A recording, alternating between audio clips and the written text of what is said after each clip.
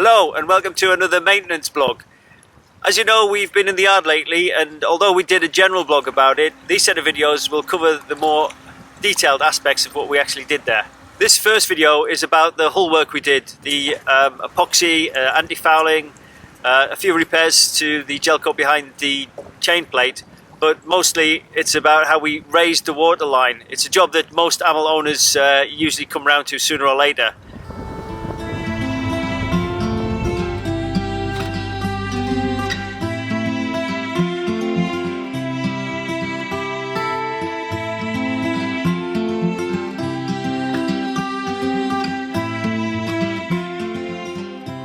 As you've seen from previous blogs, we got lifted just before the coronavirus lockdown, and this was somewhat of a mixed blessing. We got trapped in the yard for 7 weeks, unable to leave except to do some shopping, but it did mean that we could concentrate on the jobs without much disturbance. Although we were trapped with nowhere to go, it did mean we had time to dry out the hull and gave us time to work through some jobs on the wish list, which we never thought we'd get round to. So the first job was to take off the old antifoul, which was taken off first initially with the jet washer.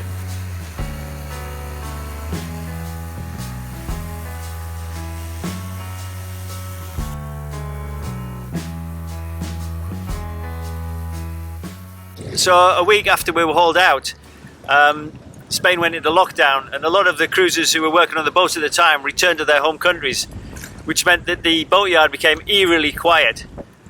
Quiet, that is, except for the fishing boat next to us, where a guy would turn up on occasions to work on his old wooden fishing boat. Although this was fascinating in itself to watch, to see how an old fishing boat was constructed, it did mean that very often we were covered in a cloud of sawdust and general boatyard grime, which meant that we had to wash the hull down almost on a daily basis, just to keep it free from any contaminants.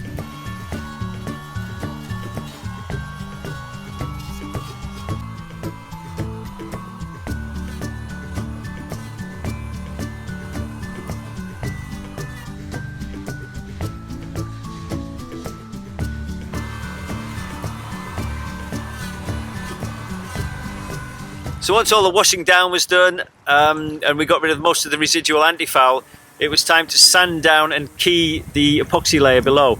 Because of the lockdown, it was very difficult to leave the yard to get any protective equipment, and on the rare occasions that we could, a lot of the equipment, such as dust masks, was sold out, and this meant that the job was even more dirty and grimy than what it usually is. Someone did actually send us some masks from the UK, but these went missing in the post, so we just had to make do with the stuff we had on board. When we're sanding underneath the boat, we couldn't find any masks anywhere, and this is what we've got from maybe a few years ago. It's really past its sort of day, really. It's like there's loads of grime in there, and this is with, you know, the elastic's gone, and that's the only mask we had to use, because you can't buy masks anywhere now because everyone's buying it for the coronavirus, but it's stuffed away in their cupboards, and they would be really handy. We had them for sanding, really toxic stuff. They need to move the chocks so we can do underneath them sanding and painting, so they kind of move one and don't put another one in its place, but just move it along. The kids are all on the boat, but apparently that's fine. Yeah, it's been really windy recently. This is probably a good day to do it because the boat's not shaking like it normally is, but it's still a little bit freaky. The first job we did was to clean the hull, and even though this might sound counterintuitive to do this before the initial work started, and I don't even know whether it makes a difference, but we didn't want any abrasive cleaning fluids to run down on the freshly painted antifoul. And on occasions we did have a little bit of help from Nick, which is the son of one of our Russian friends from Siberia, who were also locked in the yard.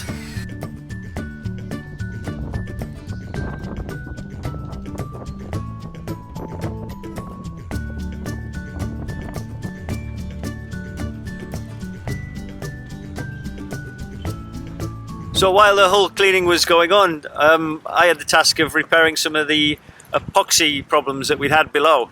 The green Gelshield epoxy layer, not to be confused with the Gelcoat by the way, hadn't adhered properly, and when we were in Tunisia, something had obviously gone wrong in certain patches, which meant they were coming off in little bits. So Woody's job today is the continuous job of filling up with epoxy filler all the defects in the Gelshield.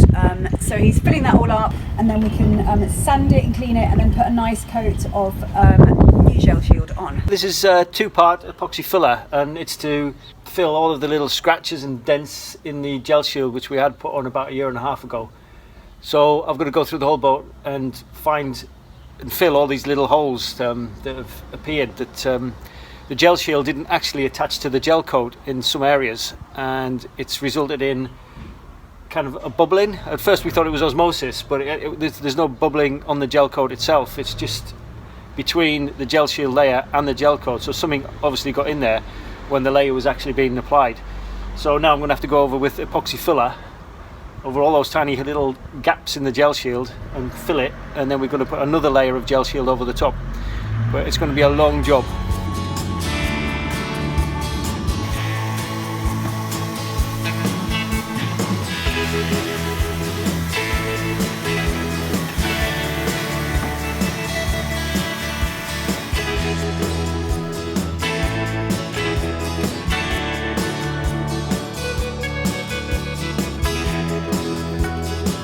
So when we realised that lockdown was going to be extended and we were going to be in the yard a lot longer than we expected, we decided to make a few little changes. We've decided to raise the waterline. The waterline on the Hempels is a bit kind of skew-if, and I think the reason for that is when it's sailing, it's right, but when it's sat in the water, it sits with the back end a little bit in too deep. And what we found is when we're wintering for a few months, we've started to get like some blistering over where the antifoul is. So what we're going to do is we're going to raise the waterline at the back. So incrementally, for every 1.5 meters, we've raised it 1 centimetre to the back. And we're going to raise the red boot line, and we're going to raise the antifoul with it.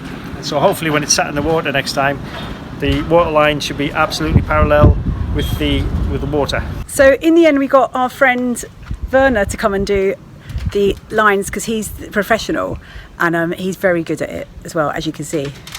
Werner was a full-time painter and decorator back in Belgium before he sold his business and became a full-time cruiser. He worked with us on a lot of those tricky paint jobs, and I can't thank him enough really for all his help and advice. In fact, it's almost as good as his guitar playing. The thing is, with the original Amel sort of burgundy red, it's not an exact rail colour. So as soon as we're doing that, we've decided to do a colour match with the rub rail. So we're going to replace it with this closer match to a standard rail colour, which is 8024. We've got the Hempel polyenamel paint. Yeah. And we're going to match the two lines, and it does mean that if we have any touch-ups to do anywhere around the world, we can just get a standard rail colour instead of trying to get a customised match every time. We've put a grey undercoat, and then we've gone over with 2 coats of the polyenamel. When you paint with a roller, you get these kind of bumps and you get this kind of almost corrugated effect. So we've sanded that back, which took some time, to virtually flat again, and then we'll do the final coat with a brush to get a more smoother and more sort of glossy finish. There's something you've got to be careful with, is the 2 types of masking tape. One's a kind of heavy duty masking tape, which you get in most DIY shops, and it's kind of a whitey yellow colour, which is, as you can see on the lower line here. And then we've got the golden yellow tape, which is a more fine laser cut one, which gives a sharper line. So I'm going to use that as the top line, because that's going up against the white of the Gelcoat on the hull. And the lower one, it doesn't have to be so accurate, because I'm going to re-tape that off later when we do the 2-part epoxy underneath, and we're going to take it up to that waterline. You think painting a straight line on a boat would be easy. The boat is a very 3-dimensional shape, and the line isn't exact all the way along. It kind of winds out at the back. So it's as much doing it by eye as it is by measurement. So that tape has been on and off quite a few times, and it's not cheap tape. It's about €5 a roll. It's worth it to get the really good match, because if you get it wrong, it's going to look really weird. Luckily the shop in the yard was still open, owned by Chris, and we could still get hold of paint and rollers and things like that, even though we couldn't get hold of any protective equipment. To be honest, if we were to redo this job, we'd probably spray paint it on rather than roll it and paint it. What was that? Top of the bill. Wow, Woody. Actually, this has gone back some time, as the surveyor's report a few years ago pointed out a little bit of cracking in the Gelcoat around the chain plate. We checked the bolts on the chain plate and they were absolutely fine. But now we're in the yard and we've noticed some cracking along the rub rail as well. We thought we'd investigate a bit further. As always with jobs on boats, once you open up one job, it seems to cascade into other jobs. I'm going to have to take this rubber insert out so I can investigate inside. As soon as we took the rubber insert off, we discovered a lot more Gelcoat damage to the rub rail. So this is a kind of sacrificial rub rail, and it's been sacrificed, as you can see, with all of the Gelcoat repairs needed. Even though it's cosmetic, it's still pretty grim. A lot of cracking of the Gelcoat there, fiberglass stuffed in the rubbing rail. As far as I can tell, it doesn't go right through the fiberglass from what I've seen from the other side. But we need to take it off and investigate, and probably, well, definitely got to repair the Gelcoat. So we're going to take off this lower and take off the chain plate and grind out the Gelcoat damage. So this rubbing strip has been an ongoing job really. We dremeled out all the cracks and I've been slowly filling it with Gelcoat, and it just takes forever because you just got to keep putting layers on. I've never done Gelcoat before, but I'm learning it. I've learnt it over the last few weeks. It's been quite cool. But now I think this is almost nearly the final coat. So I'm just now sanding it down and trying to get it as flat as possible and trying to keep this shape. So it's getting there. I think we're almost here on this bit now.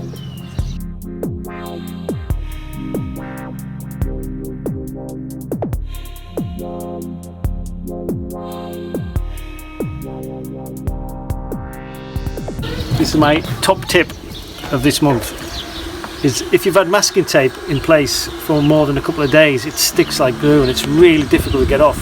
But if just a quick blast with a heat gun, it'll put it off just like it's a good metaphor.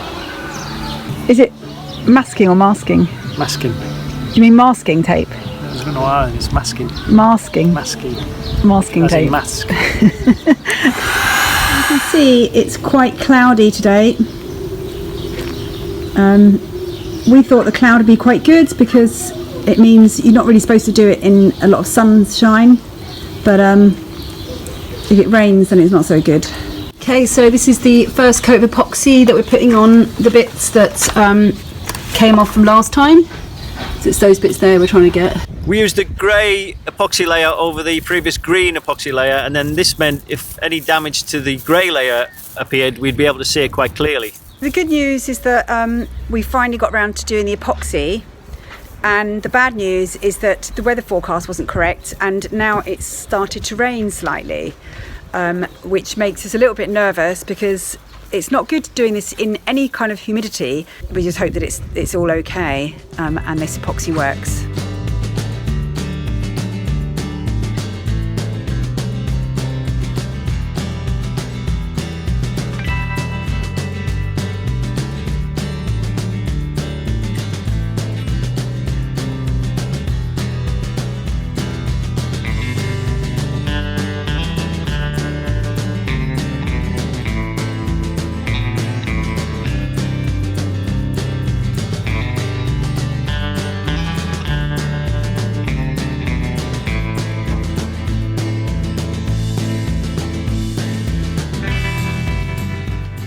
And next was the antifoul layer. We put 2 layers on altogether, and we used Jotuns Seaforce 90.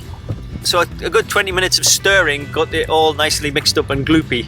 There was a little bit left over after the 2 coats, so we put a 3rd coat around the waterline. We initially planned to do 2 separate colours, so if the first layer started to come away, we'd be able to see it. But as there weren't many customers going through the paint shop at the time, Chris wasn't willing to split 2 tins of 20-litre paint, so we ended up using the same colour for all the layers.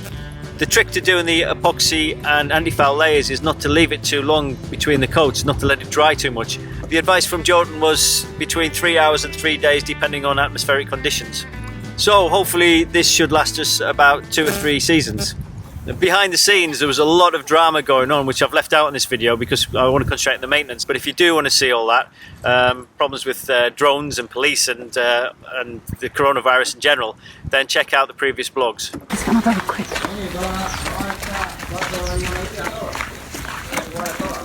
Quickly. Okay, so it's the morning and we're quickly trying to paint one more coat on the bottom of the keel, or Woody is, because they're about to launch us. I actually feel quite kind of emotional because, you know, we've spent all this time working on this boat and my hands are just raw. I've got no, like, the skin's all come off just from working for 7 weeks non-stop, and here's our beautiful boat going back in. I highly recommend working on your own boat because you appreciate it a lot more.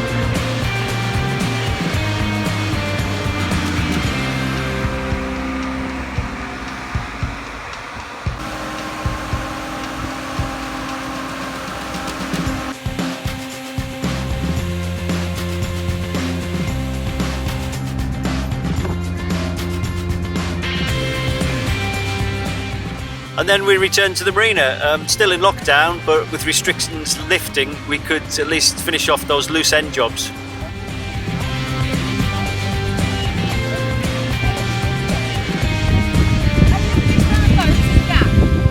And these mainly involved doing Gelcoat repairs. Even though it seems a simple job, getting a Gelcoat match is quite difficult, but luckily we still had Werner on hand with his expertise. So we finally got round to replacing the lower aft port side chain plate on the main mast.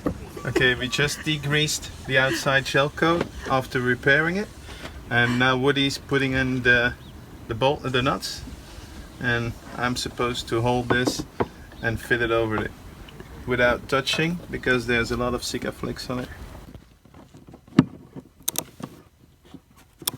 It's on. Slowly, yeah. Go back. Okay, stop. You turn, I've got no room to turn in here. Okay, next one. And also the rubber insert. But unfortunately we didn't get any footage of that because it was a very tricky job and there was lots of swearing. So doing the hull work increased our speed by about 30%. I mean, we were amazed at the difference it made.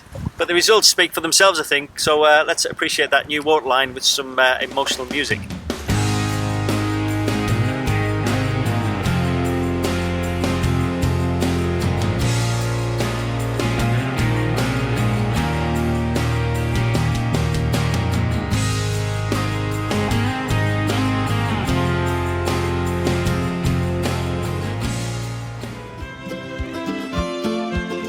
So thanks for watching, and thanks in particular to our patrons who make these videos possible.